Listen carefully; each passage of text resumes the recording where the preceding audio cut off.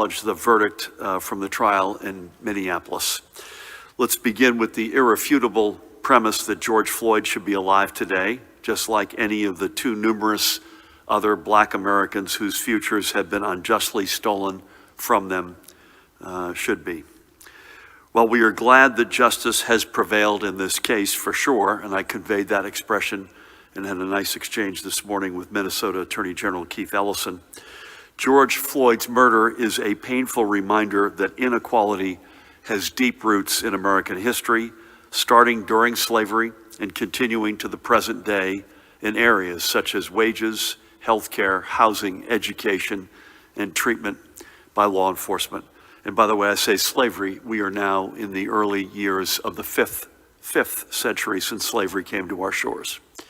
Yesterday's verdict brought some measure of justice and accountability for the Floyd family and millions of our fellow Americans.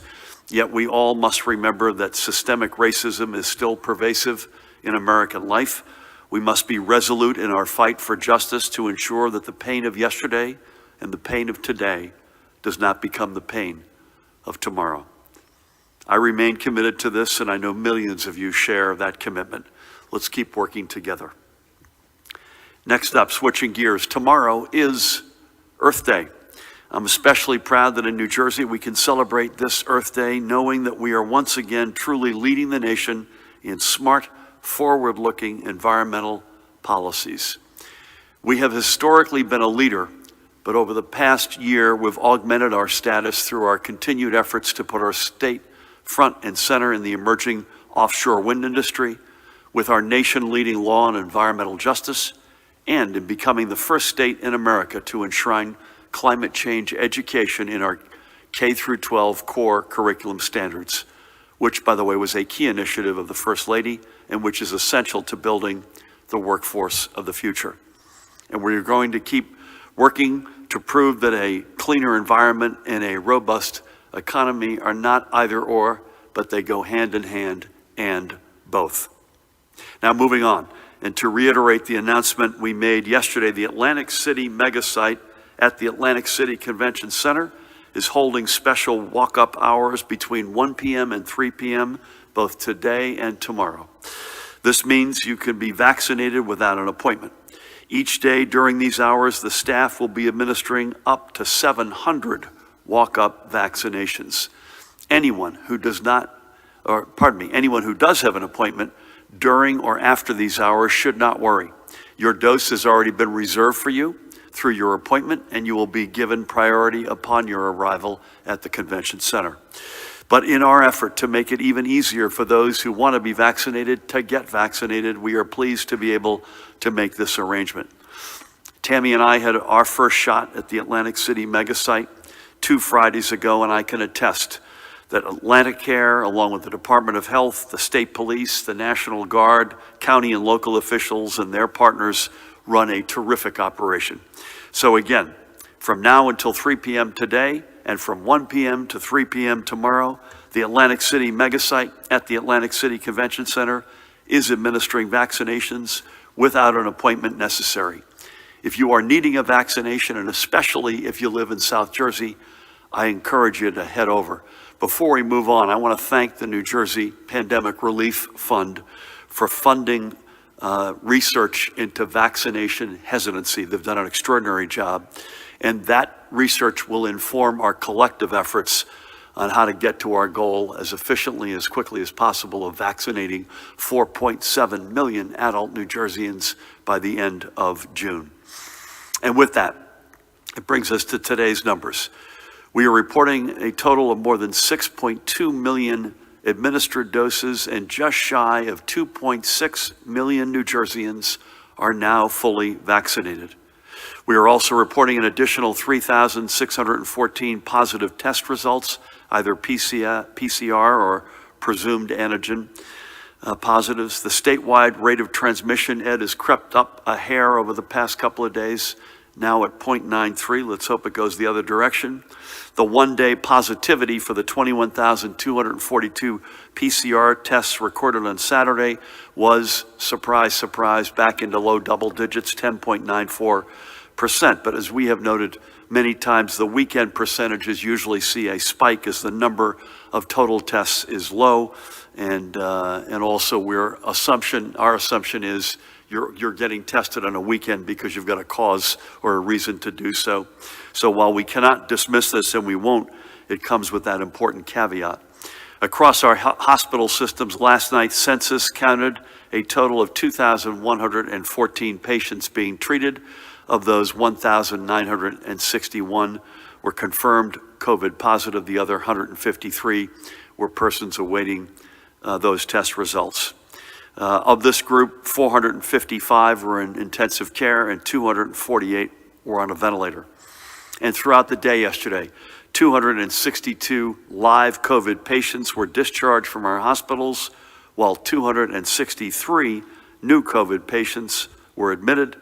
And our hospitals, again, not confirmed, reported 22 deaths yesterday. Now, speaking of discharges, this is a big one. I want to give a huge shout out to this guy on the left, John Kwasinski of Manalapan, who was home with his family after a battle with COVID that lasted more than a year. He was first hospitalized with COVID-19 in March of 2020. Over the past 13 months, he spent 67 days on a ventilator, experienced several setbacks on his road back, and survived multiple transfers from hospitals to rehabilitation centers. He fought every single day, and he is finally back home. I had the honor yesterday to speak with John and his wife, Roxanne, two extraordinary individuals, fellow Monmouth County residents. Pat, I want the record to show. He still has a lot more to do until he's fully back, but his story is so exceptional. I send our very best to them and to their two daughters, Julia and Justine, one of whom is in Alabama, one of whom is in the Garden State. And I hope that in a future trip along the shore, I might be able to stop by and personally congratulate John, Roxanne, and family on this amazing recovery. His spirit is so reflective of our states, our strength, our resilience, our fight, our commitment to tomorrow. Unfortunately, we know that not every story has a happy ending, and with the heaviest of hearts, we must report an additional 46 newly confirmed COVID-related deaths. The number of probable deaths was also updated today, Ed, by you and your team, and that total is now 2,611. And as we do every time we are together, let's honor and remember three more of those who we have recently lost. We want to begin today in Camden County, Runnymede. Rosalie Deer on the left. She was 88 years old. For many years, Rosalie was easily recognizable as one of the top realtors in South Jersey. And that was her second career, as she started many years ago as a seamstress and dressmaker. But the success she found in real estate allowed her and her husband, Paul, to ensure the best for their growing family. Both Rosalie and Paul, and I had the great honor of speaking with Paul on Monday. Paul is 90, and he himself, they were both stricken with COVID. Paul, thankfully, is recovering slowly but surely, and we send him our very best in prayers along with our condolences. Rosalie and Paul were married for more than 65 years. She also leaves behind their three sons, John, with whom I had the great honor of speaking, Stephen and Mark, and their families, which includes her 10 beloved grandchildren. She's also survived by her brothers John and Eugene and sisters Helen, Angie, and May. And Rosalie lost her sister Mary to COVID-19 as well last year. Rosalie spent a career helping families make New Jersey their home, and for that we are forever grateful. May God bless and watch over her and her sister Mary, and continue to give strength to Paul in the extraordinary family that she left behind. Next, we're going to go to Morris County to honor Giovanni Iacetta of Roxbury Township. That's Giovanni, seated second from left. Giovanni, not surprisingly, was born in a small town in southern Italy and was trained to be a carpenter, a career passed down to him by his father, who he worked alongside as a young man. At the age of 30 in 1970, Giovanni made his first move to the United States, and after a return to Italy, he immigrated again in 1994 and stayed throughout the rest of his life. As a carpenter, he took tremendous pride in his work, He also was not afraid to help friends and family on projects in his free time, and he could often be found in their homes pitching in and passing along his knowledge.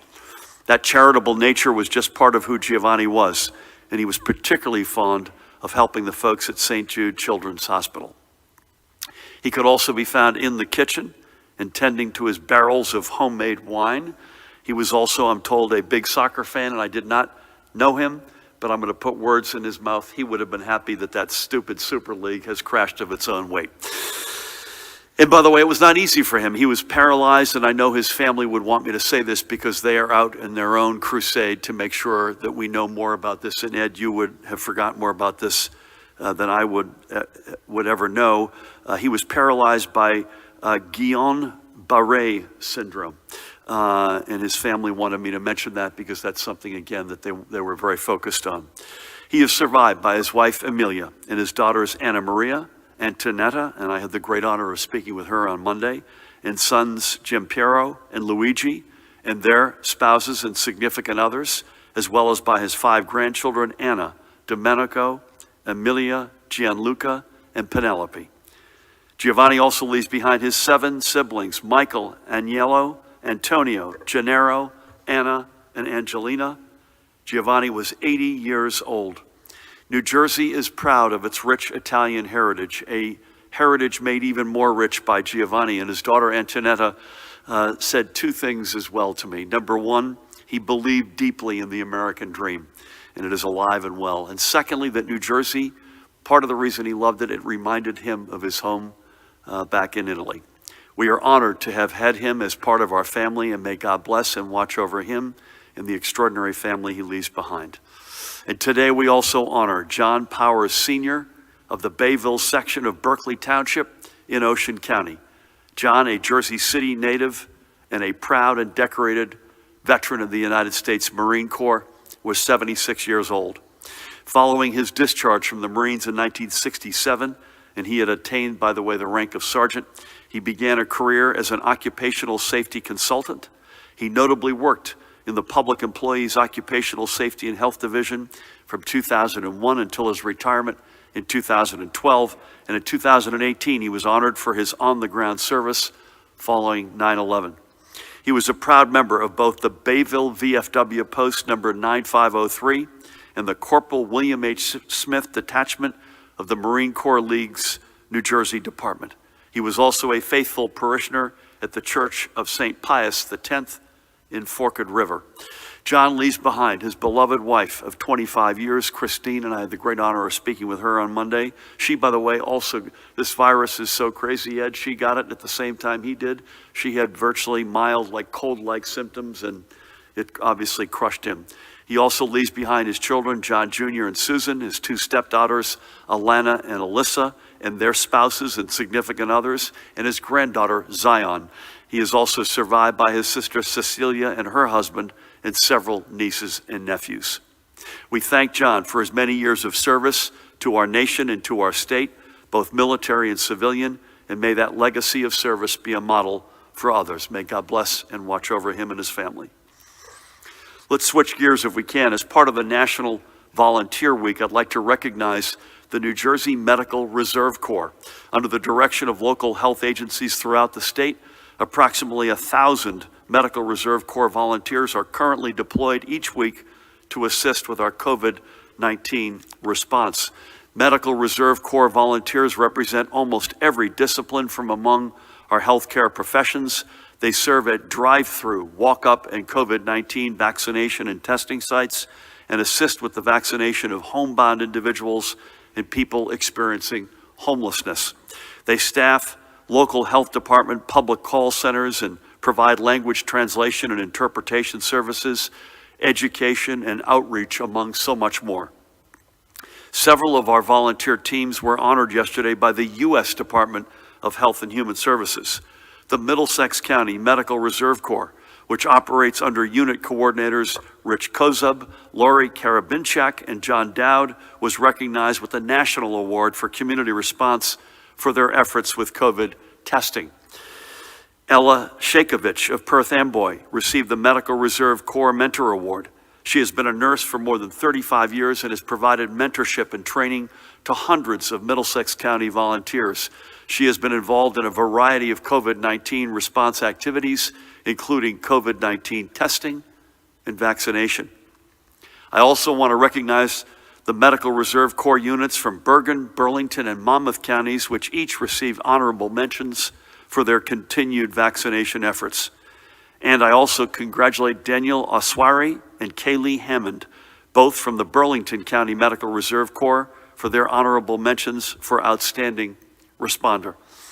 If you would like to become a member of the New Jersey Medical Reserve Corps, please visit the New Jersey Learning Management Network online at njlmn.njlinks.net. That's njlmn.njlinks.net. And beyond the Medical Reserve Corps, the Office of Volunteerism in the Department of State has continued to support New Jerseyans who wish to serve our communities. To learn how you can be paired with volunteer opportunities, visit the Department of State online at nj.gov/state and look for volunteer under the Civic Engagement tab. If you want to volunteer to help address COVID-19 needs in your community, you can find those opportunities by going to that bottom website, helpnjnow.org, to sign up. And again, to everyone giving their time and efforts in their communities, we thank you. And speaking of serving our communities, I also want to give a shout out and a thank you to the Princeton-based nonprofit Share My Meals, which is headed up by that woman, Isabelle Lambot. Share My Meals combats food insecurity in our state's capital region by working with restaurants, supermarkets, and local farms, among other businesses, to provide their excess to families in need. This not only helps fight food insecurity, but it also combats food waste, which is a growing environmental problem. When the pandemic took hold and many families who had never before experienced food insecurity needed a helping hand, Share My Meals stepped in working with their networks to provide more than 55,000 healthy meals to those in need. Now, through the New Jersey Economic Development Authority's Sustain and Serve NJ program, Share My Meals will be able to continue their tremendous work. They received an EDA grant totaling more than $130,000 to expand their vital services. Share My Meals is an all-volunteer effort, and I caught up with Isabel on Monday. That's their website, by the way, sharemymeals.org. Check them out.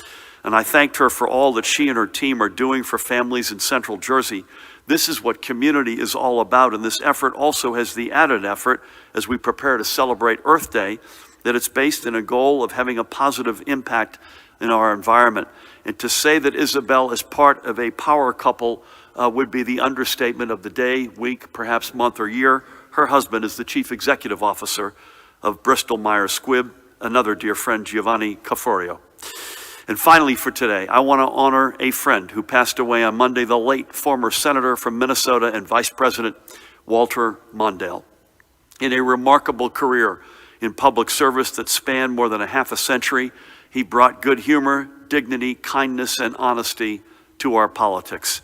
And most of that during times when our civil discourse sorely needed all four.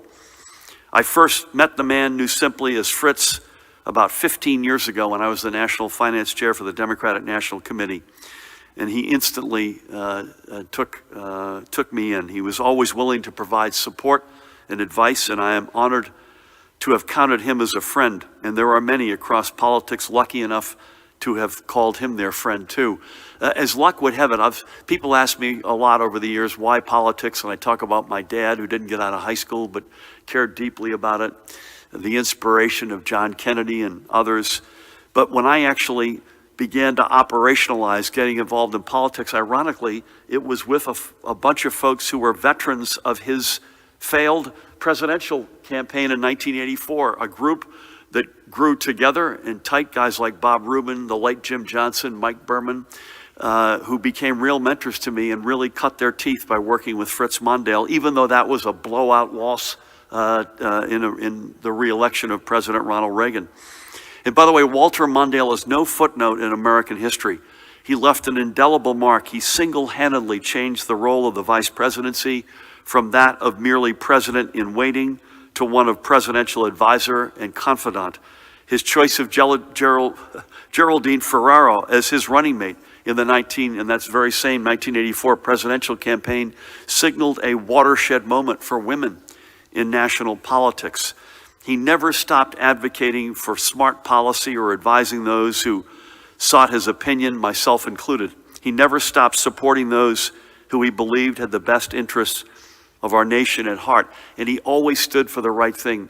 In the bitter aftermath of that election loss, which was the biggest blowout in American presidential electoral history, Carter Mondale won only Minnesota and the District of Columbia.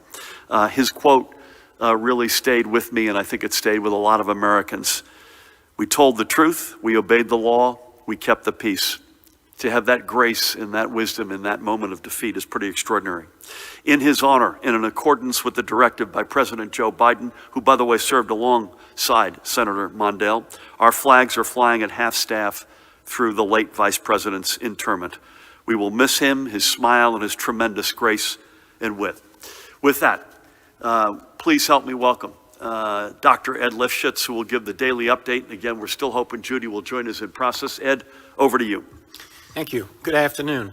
As the governor shared, vaccinations continue to increase in our state. The department has worked with vaccination sites to ensure that seniors have the opportunity to get vaccinated, and we have seen great progress in getting the senior population vaccinated. 83% of those aged 65 to 79 have received at least one dose of vaccine. 76% of those 80 and older have received at least one dose of vaccine. We are also seeing percentages among other age groups rise. 62% of those 50 to 64 years of age have received at least one dose, as have 46% of those 30 to 49. And 27% of those aged 16 to 29 have also received at least one dose. As eligibility expanded to all those 16 and older on Monday, we expect these percentages to increase over time. In terms of state allocation for this week, New Jersey will receive 132,210 first doses of Pfizer and 120,510 second doses.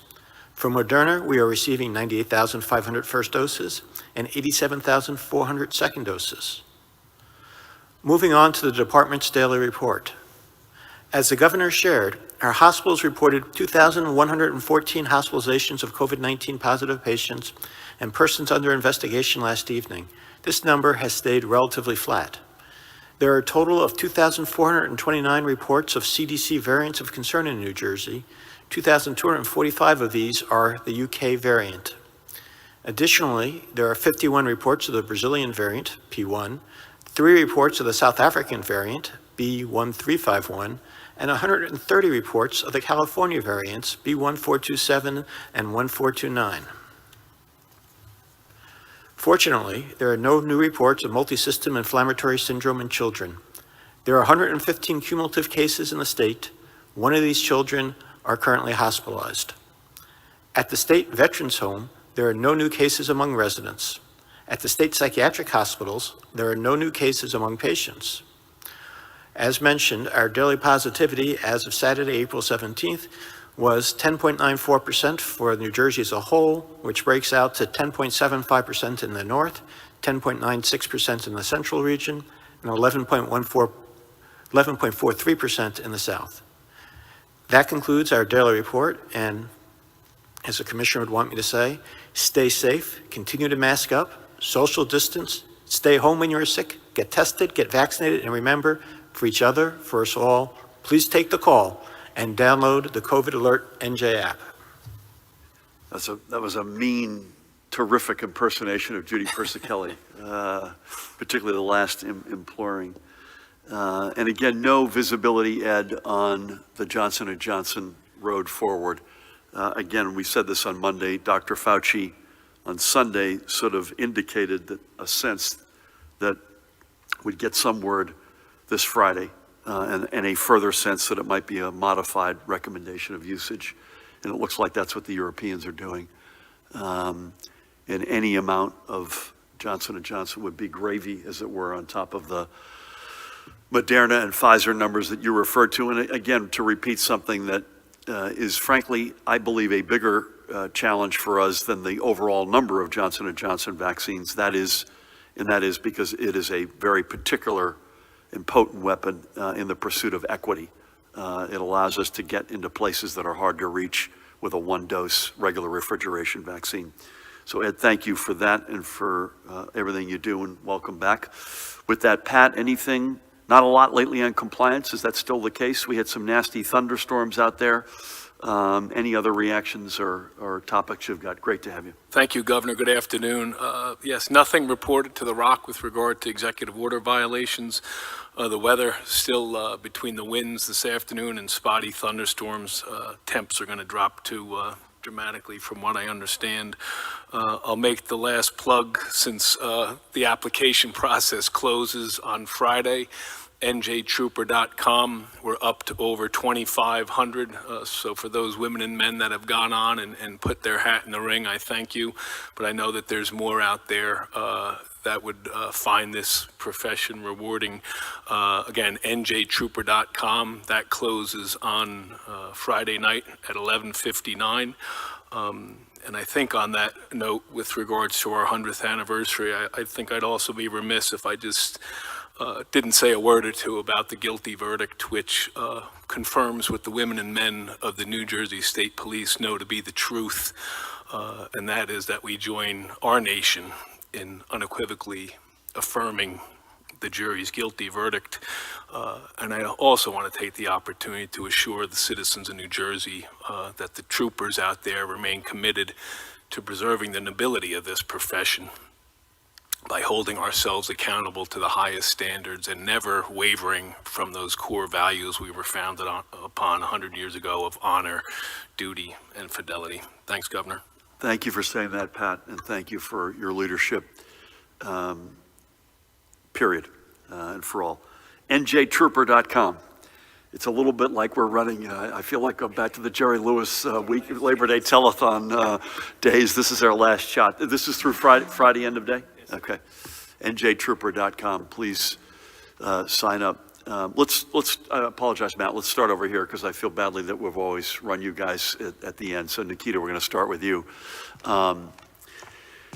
So again, I think we will be in the rhythm that we've been in, and I think folks should assume that. We'll be virtual tomorrow, and we'll probably be somewhere on the road on Friday,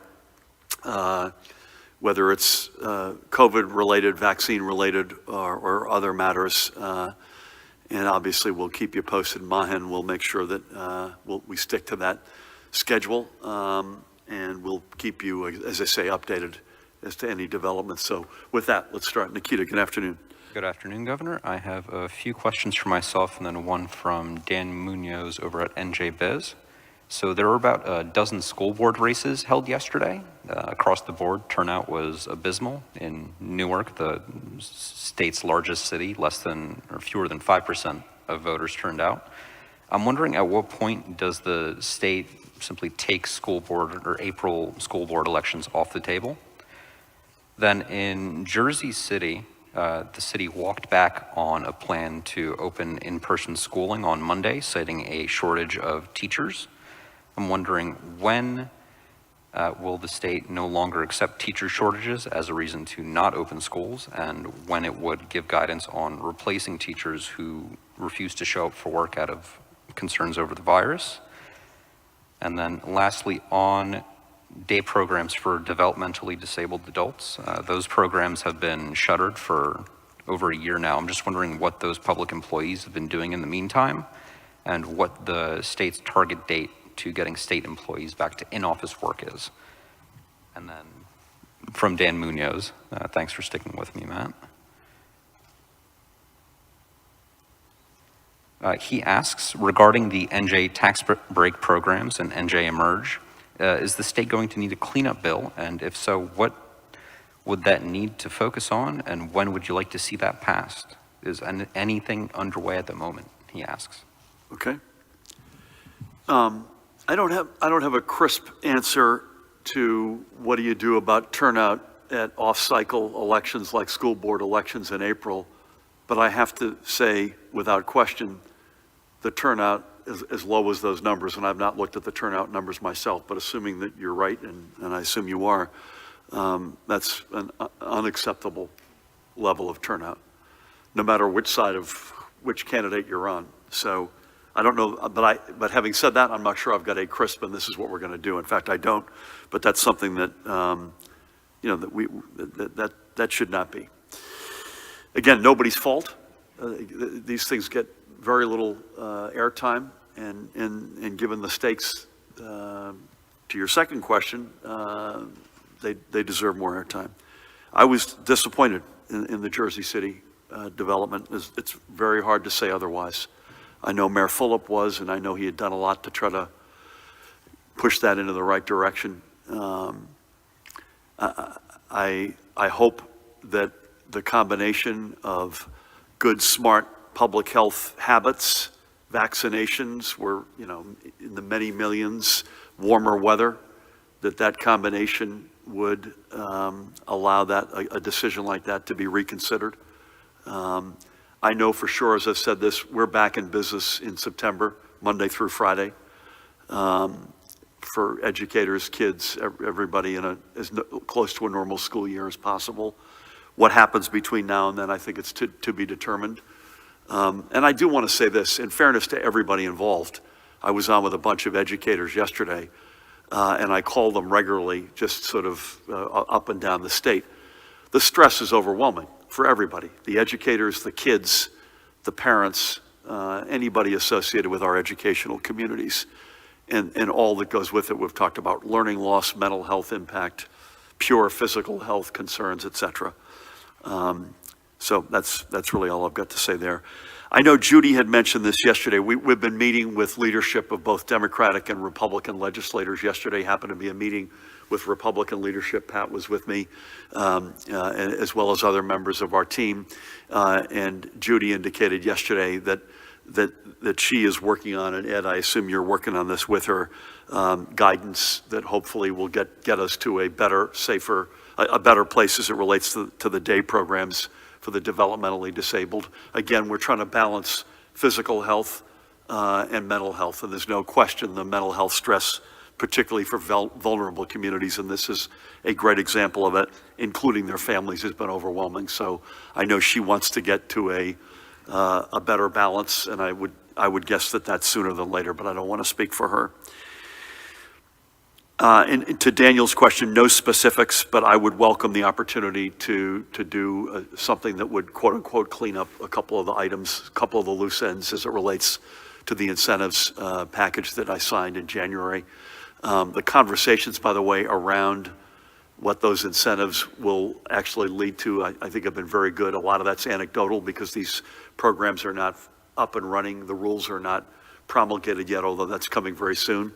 But it feels like it's having the effect that we want it to have. There's a lot of interest in projects and companies and whatnot, but no more color on the cleanup piece of this. Thank you, though. Dave, good afternoon. Hi, Governor. In Israel, as you know, where a lot of people have gotten vaccinated, when they hit 50%. Dave, I apologize. I meant to say, Nikita, one thing on the schools. I have an update. I apologize. I give folks our best guess of what percentage of our kids are hybrid versus either hybrid or in person, and that number is up slightly. It was just under 81% on Monday. It's now just over 81% today. Sorry, Dave. In Israel, as I'm sure you know, a high percentage of the population's been vaccinated. When they hit 50%, positive cases, deaths, and I believe hospitalizations all dropped very significantly. Do we expect the same scenario here? And if so, when? Even a ballpark idea. A couple of questions from my newsroom. Dr. Ed, you had mentioned the high percentage of vaccinations for seniors. Why were we so successful in doing that? I believe we had a program where we were actually reaching out to them, calling them and so forth, going into different communities. Is that program still continuing or has that wrapped up? And finally, the FDA has issued a report on multiple failures at a troubled Baltimore vaccine manufacturing plant that was making the J&J vaccines.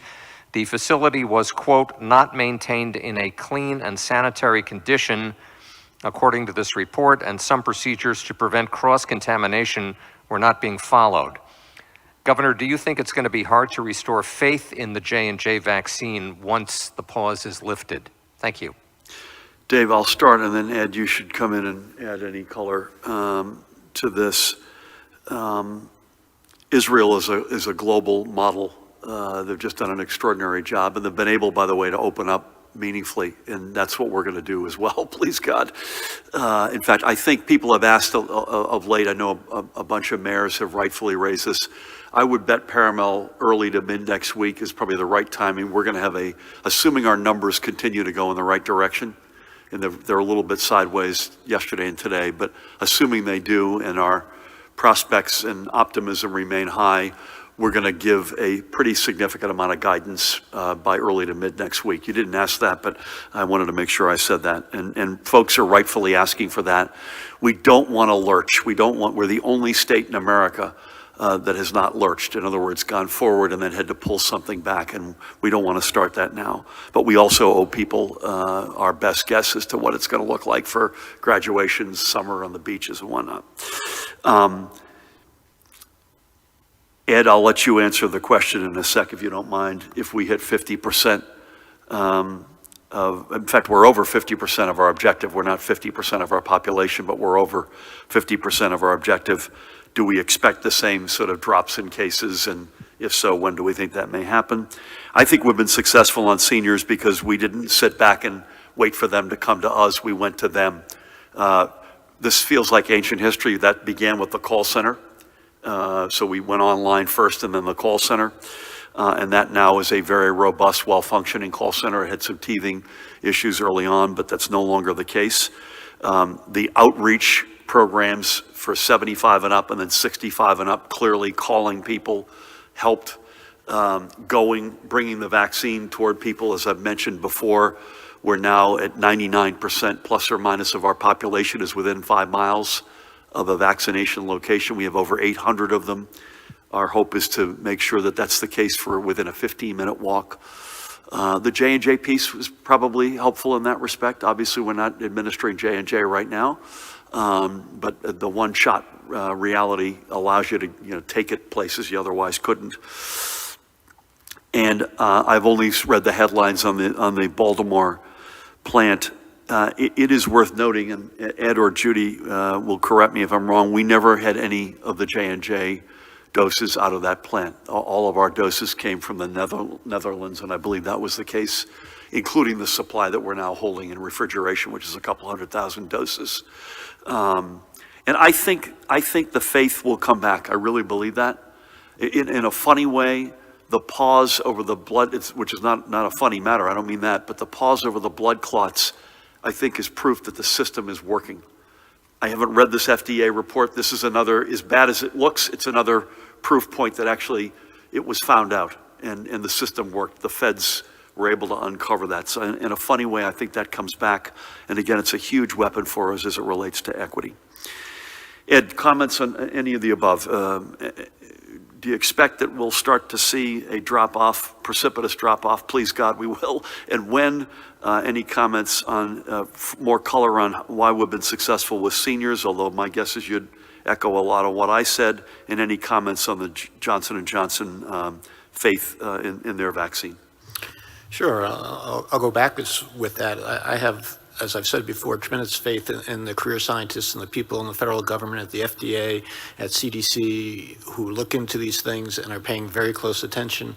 And when the committee meets again this week and they come out with a recommendation, I very much expect that I would believe and follow that recommendation. Is anything 100% risk-free? No, nothing is 100% risk-free. We all do things every day to protect ourselves. You know, when I got in my car this morning to come to work, what was the first thing I did? I put on my seatbelt. Why did I put on my seatbelt? I put on my seatbelt because I know that seatbelt saves lives. I also know that... Also because Callahan was going to pull you over. And the car might beep a little bit, but I also know that in a very small percentage of the cases, seatbelt might actually kill me. It may actually make it harder for me to get out of the car, or something else may happen. Doesn't happen often, but sometimes it happens. It's a very similar thing with medicines, whether it be antibiotics or other things. And in the large majority of the times it helps. Every now and then, unfortunately, you may have an adverse outcome. That doesn't mean that we still don't go ahead and we still don't do it. So I very much expect that J&J vaccine will play a role going forward. And I think, we hear anecdotally that people are looking forward to this vaccine. They very much like the one and done aspect of it. So I do think that it will certainly play a role. It may be limited somewhat as to exactly who gets it, but I believe it will play a role. As to the question about when will we begin seeing a result from vaccination, my argument would be we already have. And we've seen that in different ways. And one of the big ways is if you compare case rates in our oldest population, the people who have been eligible to get the vaccine for the longest period of time and have been encouraged strongly to get it, you've seen them drop dramatically compared to those age groups who haven't been eligible to get it. So overall, and these are approximations, if you look at the roughly 5 to 18-year-old age groups, their case rates now compared to about 2 months ago in December, they're roughly the same, down maybe a little bit. If you look at our case rates amongst those who have been eligible to get the vaccine, and particularly our oldest, they have dropped the most relative to that. So yes, I do believe that we are seeing some impact from this vaccine. Is there a magic tipping point number at which you'll see everything drop, that so-called herd immunity, where basically we're all going to be covered? That's not a single number. That's a general destination as opposed to a specific point. The higher your overall immunity gets in the population, the more you can expect to see numbers drop, but there's not going to be any one exact number when we get to 50% or 52% or 70% or whatever, where you can say, okay, that's it. We're not going to be seeing any more transmission. Ed, thank you. Dave, thank you. Sir, do you have anything? Make sure you get in focus there. From Colleen O'Day in our newsroom. In light of the Chauvin verdict and recognizing all the reforms that the Attorney General has put in place, is there anything more New Jersey needs to do in the areas of policing or criminal justice reform to prevent what happened to George Floyd and similar deaths we have seen around the country? On another topic, do you know how many people in New Jersey have gotten COVID more than once? If you have this information, can you add it to the dashboard? Do you know how many breakthrough COVID cases NJ has had? Will other states have begun reporting this? Will New Jersey? Sorry, what type of cases? Breakthrough COVID cases. Okay. Every day, the CDC reports vaccine numbers for New Jersey that differ from the ones that New Jersey is reporting, meaning total doses received, administered, and people fully vaccinated. Can you explain why that is and which numbers are more accurate? From Tim Nostrand. With the open appointments in South Jersey, do you fear that you are seeing the beginning of vaccine hesitancy in that part of the state? And from our live stream, when are you planning to release guidance for colleges and universities for summer and fall semesters? Thank you.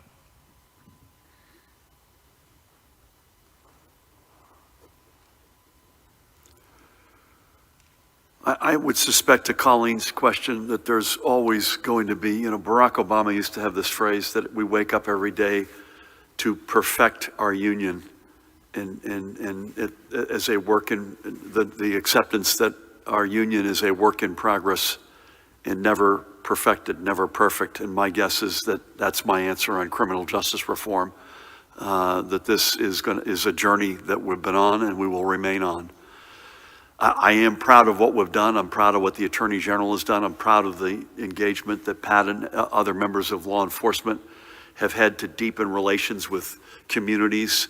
Leadership among our faith leaders is overwhelming in our state. Everything from Homeland Security to a daily call that we have with over 100 members on vaccine status and everything in between, not just criminal justice matters. My guess is it's a journey that we will remain on for the rest of our lives. But I would say I'm proud of a lot of the steps we've taken. And I'd probably put the steps that you never want to say you're there yet. Again, this is a journey, but I'd put the steps we've taken in the engagement between law enforcement and our communities up against any other American state. I have no idea on a couple of your questions, how many folks have gotten COVID more than once? Do you have an answer to that, Ed? Yes. Why Ed's here. Thank you. And why sometimes I wish I wasn't, because it's not that straightforward an answer. It seems like a very straightforward question. You got it once, now you got it a second time, just tell me how many there are. The answer is it's actually trickier than that, because you have to know that they actually had it twice And it wasn't just that they were continuing to shed the virus as many people do, and they can test positive over time, that they're the same person and all those sorts of things. So to answer your question, yes, we do have some internal tracking of that. We do have a general idea, but it is a tricky number to go out there and say exactly this for all those reasons, meaning it's hard for us to put an exact, to use the governor's word, give good color on exactly how that goes. Similarly, we are tracking breakthrough cases. I know that wasn't quite asked yet, and we do expect to be releasing those numbers within the next week or so. It's some of the same problems that come up with trying to do the variants, though. There are technical issues there. You have vaccine that gets entered into one computer system. There's a separate computer system that measures or tracks who gets it. So trying to make those two systems match and getting to a reasonable level of accuracy so that you know that you're not counting people twice and those sorts of issues does take some time, but we will be expecting to be releasing those numbers hopefully next week. Ed, for the benefit of everybody, how do you define a breakthrough case? Okay. A breakthrough case is somebody who's tested positive at least 2 weeks after having been completely vaccinated, which means either 2 doses of Moderna or Pfizer or 1 dose of J&J. It's fair to say we don't think it's a high number. That's a fair comment. Can we come back to you on the question on the numbers? Because obviously we have a high degree of confidence in our numbers, and I want to make sure, Mahan, can you follow up on this question in terms of what we're comparing it to? I'm not convinced that open appointments means hesitancy, but what I am convinced is, and I mentioned the pandemic relief funds and the First Lady, I want to give her a shout out, and her team. We are convinced that we are in a phase that we knew we would get to. I think we're at the beginning of a phase where we need to be proactive, not just like the steps we took with seniors 75 and up and then 65 and up, which clearly worked, but we're going to need to be much more offensive to get the rest of the 4.7 million across the goal line. And that research that I mentioned is going to inform steps that we'll be taking, I think, literally within the next, if you do the math and you assume you're still going to be relying more than not on a 2-dose regime, either Pfizer or Moderna, you got to bring most of the folks who you want to get their first shots under the tent by the end of May, if your objective is to get there by the end of June. And so I think you're going to see a lot of proactive steps, many of which are under consideration, that are going to get launched. Again, I think less hesitancy, although we know there's some of that, but the Department of Health's polling continues to have willingness to take the vaccine meaningfully above that 70% mark, which gives us optimism. I think it's more, we need to get to people.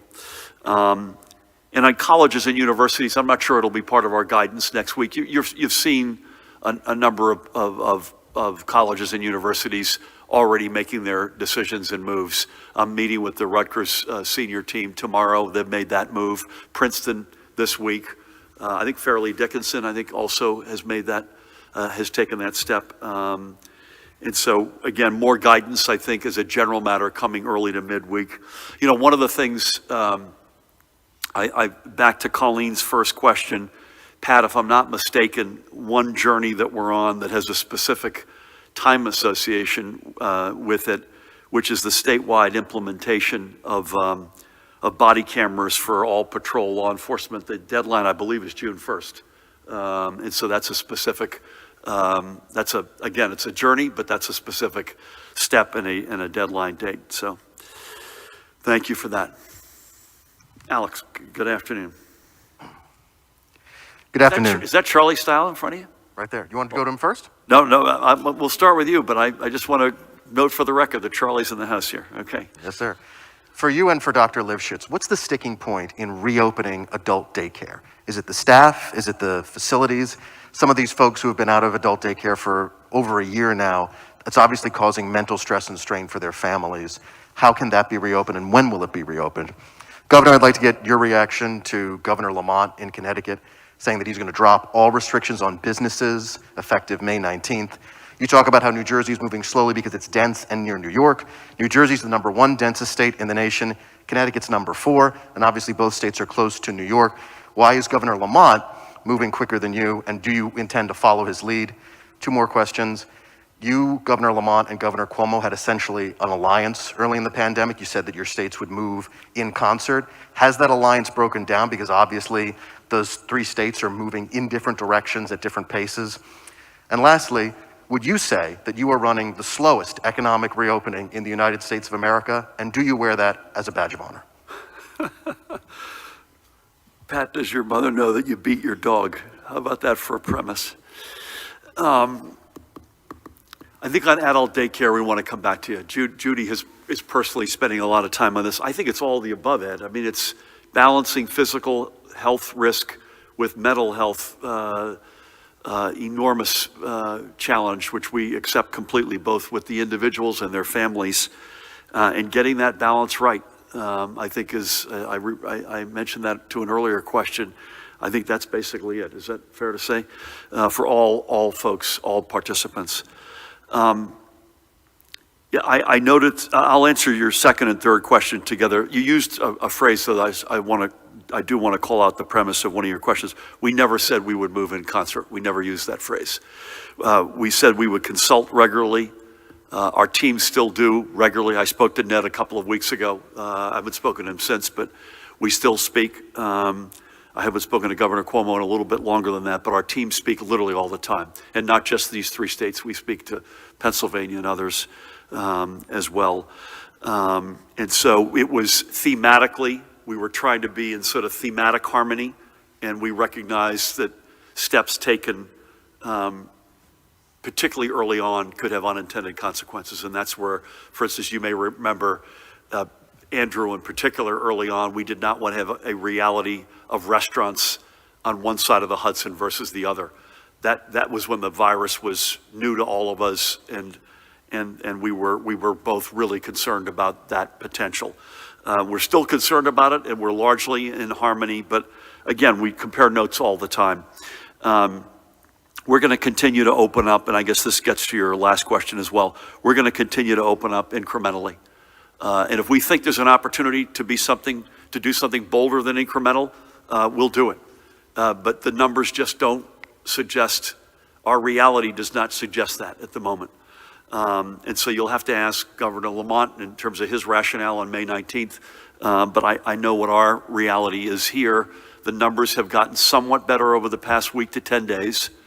They're still not where we need them to be, but they are showing a trend that is beginning to build in the right direction. And because of that, we're meeting regularly. We had another discussion earlier today, end of day yesterday, on what steps we can take. And that's what we're going to continue to do. And believe me, that's not because we don't acknowledge the pain, economic or otherwise, associated mental health, which you asked about. The collateral pain to this pandemic is overwhelming. We get it, and we'll do everything we can to mitigate that. Thank you. Charlie, welcome back. Yes, good afternoon. Just want to follow up on what Colleen O'Day asked about earlier. You talked about the long-term journey that this is going to take for criminal justice reform, but isn't this the time for a Democratic governor, the Democratic legislature, to seize the momentum from yesterday's verdict and, to work with Democratic leadership to prioritize or put on a priority track status a lot of bills that have languished in the legislature, like revising immunity protections, or at least beginning that dialogue, civilian review boards, and possibly banning chokeholds. And I say this all, as you mentioned earlier, knowing full well the historic directive from your AG, but isn't this the time to do it? And secondly, especially since the likelihood of the George Floyd legislation in Congress probably going to hit a roadblock in the Senate. The chances of that happening are, despite this moment, nil. I guess, isn't it incumbent on a Democratic legislature with a Democratic governor to seize this moment now, especially given the importance of people of color in the Democratic Party constituency? Is that it? Yes. I mean, the answer certainly has to be yes, but the implication is that we've been sitting on our hands. which is far from the case, right? So we've done a lot in criminal justice reform. Am I open-minded to do more? Absolutely. I won't get into specifics on particular bills. I suspect the legislature is also open-minded to do more. But I would say this, and this is with complete respect to a guy's life that should not have been taken. George Floyd should be alive today, unequivocally. But I would also say we did not need that tragic loss of life to spur action to begin with. But if there's an opportunity as a result of this tragedy to take steps that we have not yet been able to take, count me in. What those steps are, I don't know. The politics of it is not relevant to me. The fact that who is our constituents is irrelevant. We want to do the right thing for every member of the 9 million family. Charlie, only because I haven't seen you in months, I'll give you another very brief shot at the microphone, but please don't abuse that privilege. Oh, no, you're, you know. By the No, way, but the Attorney General put guidance out on how the law enforcement should deal with members of the media, I might add. So, Very appreciative, I yes. want to get some credit from you guys here. No, I guess I understand that you're open to it, but isn't leadership demand on you to make that, you, as governor, make this a priority? Well, I think Bring we in do. the leadership and bring them in. Again, I want to say this with nothing but complete respect for a guy's life who should not have been taken from him. But we kind of wake up every day thinking about criminal justice reform and steps we can take. And did we wake up yesterday and today with even more kick in our step to take more steps? Yes, I would say unequivocally. But we also did not need this tragedy to spur us into action already. Good to see you. Brent, take us home. Hi. Some people have said they simply want a timeline for reopenings, just to allay some anxiety. Is that possible, to give them an idea of when this might happen? Yeah, I think we're going to begin to do that early to midweek, and that's part of the reason why we want to do it. It's a little bit similar animating principle to why we wanted to give people a signal on when they could get vaccinated, even though we knew there was a supply-demand imbalance.